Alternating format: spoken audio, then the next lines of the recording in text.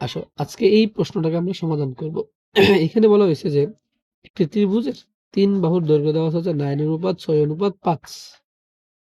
পরিসীমা 40 সেন্টিমিটার হলে বৃহত্তম বাহুর দৈর্ঘ্যটা বের করতে বলছে।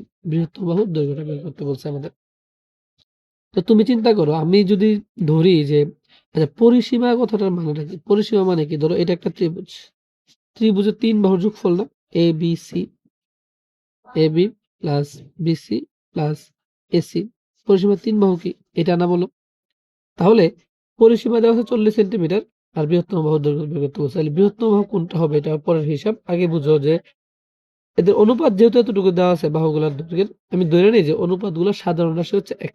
সাধারণ রাশিটা কি? x। তাহলে এটাকে আমরা কি লিখতে পারি? 9x 6x 5x লিখতে পারি না আমরা? আমাকে বলা হয়েছে যে অনুপাতের এটা হইলে পরিসীমা। তাহলে পরিসীমা মানে কি? ৩ বাহুর যোগফল।